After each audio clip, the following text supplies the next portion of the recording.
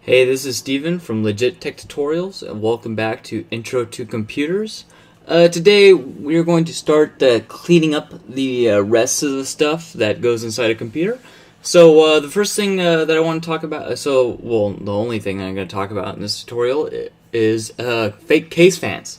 So, let's go back to Newegg. I'm rendering a video out in the background, so it's using up, like 100% of my CPU. So, it's going to be very, it's alright. So it's going to be kind of slow. If you see it loading kind of slow, that's because, like I said, I'm rendering a video in the background.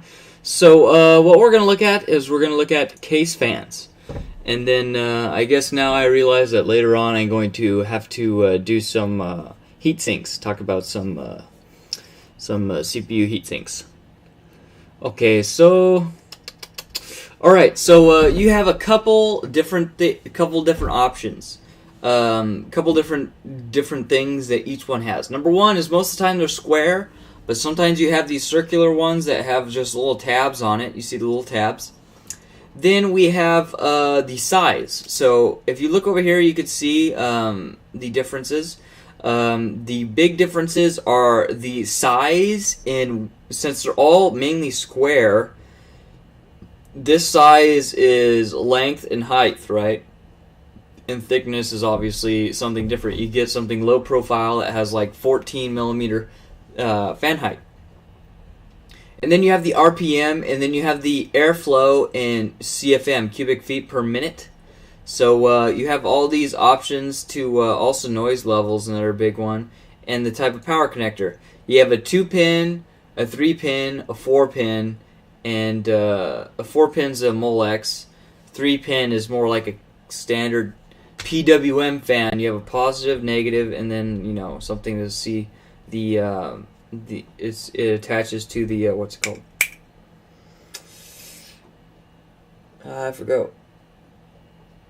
Hall sensor. There's a Hall sensor inside that could detect the RPM. So that's how PWM works. So that one usually plugs into your motherboard, and your motherboard could detect how fast the RPM is and set the RPM, and basically what it does is it just increases the voltage until it reads the Hall effect sensor to be that desired RPM. Alrighty, so let's go ahead, and the biggest thing that we're going to talk about today is the different fan sizes and the most popular fan sizes. We're not going to go over fan sizes that aren't really used in cases. So I'm going to go ahead and talk about those. So here, let's find a basic one, for example, Roswell. And as you can see, very, very cheap fan. Extremely cheap.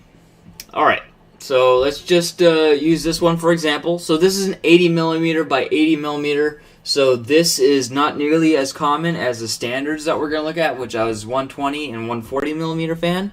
But here you see it's all laid out right here at the beginning. So 80mm fan, 2500 RPM, 33.21 cubic feet per minute CFM. It's a sleeve bearing, and it puts out 22.41 decibels. So basically, this is the sound that it puts out. So the lower the sound and the higher the CFM, the better off you are. And here, basically, what you want is something with the lowest RPM and the highest CFM, because most of the time, if you have a lower RPM, it gives you a lower sound output. So the quieter your case is. So usually, like I said, that's what you want to go for. So let's see what it says here in the specifications. It has a 3 or 4-pin. So yeah, so here it comes with, as you see, it comes with an adapter to a Molex. So there's a standard 3-pin if you want to use PWM. Or you could use the standard Molex where you have not really any control over it unless you use a fan controller. And here, 25mm is a thickness. That's pretty thick. That's a standard size one, not a low profile or anything like that. So let's go ahead and look at like a 120 now. So I'm going to unclick that and go to 120, which is pretty standard. As you see, there's a lot of them, like 461. So let's look at the popular Noctua fans, which are pretty expensive, but usually are pretty high performance.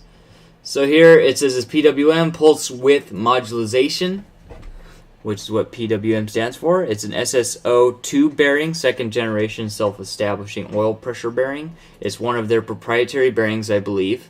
And it's 150 RPM, and they say that your RPM is plus or minus 10% of this number, etc., etc. As you see, it's got the same speed as the other one, but it doesn't have the it doesn't have this guy in CFM, which is pretty annoying. So you have to convert it. So let's not use this one for example. As you see, they don't really keep with the see how this one says 69 CFM, the other one was 30 something or something like that. Can't remember. But as you see, a lot lower sound. So like 3 decibels lower of the sound, and also lower RPM and higher CFM. So the lower the RPM, usually the lower the sound. So that's looking really good. Let's see what type of connectors it has. 3 to 4 pin adapter, so you can do a 3-pin or a 4-pin Molex, and 69 CFM at maximum RPM. And here it talks about all of the heat sinks it could go into and stuff like that. Okay, so here we have a 4-kit value 4-pack, which puts them at like $3 a piece, which is pretty good. But it's only putting out 44 CFM on those instead of the 69 CFM. All right, so let's see something. Let's see something crazy good. This guy right here looks pretty crazy good. Cougar Fan. As you see, it's got those little notches, and it's got notches out of the back. So these guys have definitely have a frame patented design. They definitely have some patents on this guy. So usually you want to look at something that's different, as they probably have patents, and usually patents are only good if they're better than what they previously were. So as you see here, it gets up there in the CFM with a lot slower speed. The other one was 2,000. This one's 1,500. And it only puts out 17, which the other one was like 19. So you see it starts to get a little better, but you know, twice of the twice the cost, but it gets 50. It's the same size, and it gets 70 CFM at 1,500 RPM. So it's a lot more efficient fan, a lot more efficient on electricity as well. So this guy gets all the way up into 74, probably higher in the decibel range. Yeah, definitely higher in the decibel range. Okay, so here we go. This Corsair. This is a pressure optimized, high static pressure, high performance edition PWM. Let's go ahead and take a look. Hydraulic bearing, 2350. A lot lower CFM than the other ones, and wow, look at that noise level. But it probably has a lot better pressure. As you see, it's got a seal around the front of the fan. So it seals around your case and pushes a large amount of pressure through. So very, very good for water cooling kits and the like. Alright, so let's go look at the next most popular, the very last most popular one. And then look at like a 230 or something. And see how those guys compare. Oops, I accidentally have both of them clicked. Let's do 140. So this is very, very low CFM for a 140. So 140, it's seeing, where's all the good optimized fans? Look at this one got 60. When we're talking about like 70, it was at like 38. Well, that's only 600 RPM. It's probably pretty quiet. I'll be right back. Give me a second.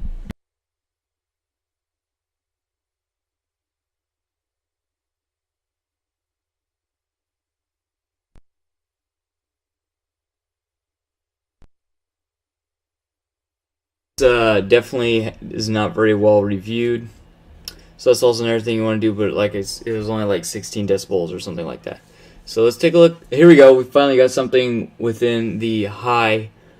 There you go. So, oh, the 32, yeah. 32 decibels is pretty high. So, like I said, what you want to do is you want to look for some basic things here. Like I said, you want to look for the size. So most case, you want to look for what your case offers. Most of them offer either 120 or 140 millimeter fan support, and they have different. The CFM rating is the more air it pushes in. So you want to look for the lowest RPM, highest CFM. Well, just look for the highest CFM and the lowest decibel rating. That's what you have to do, is look for the highest CFM, lowest decibel rating at the best price. And then you're set with that fan.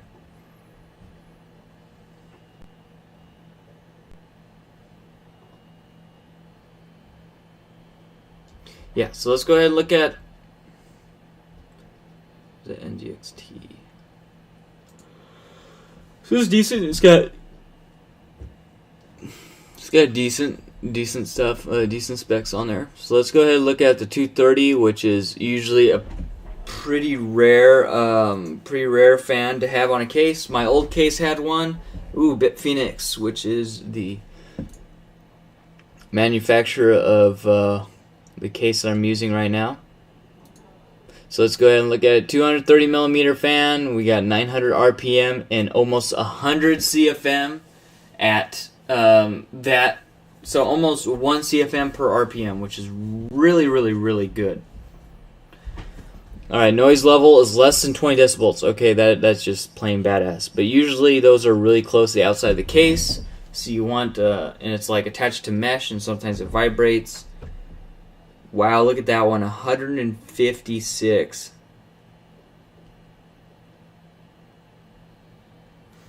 So you definitely have, if you have that option, I would go with something like this and get that 100. And this is a Pro solid white. This is Pro all white.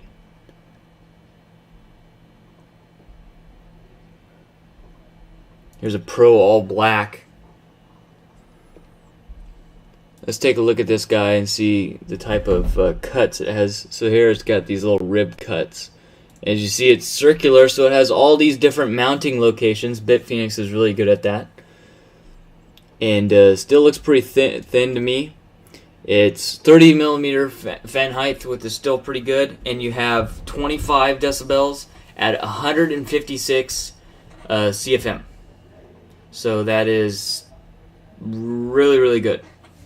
That's probably the best that you're going to find, and it's 3 to 4 pin. Alright, so basically, like I said, you're going to look for the size that your case requires, the highest CFM, and the lowest decibel rating, and also the best price.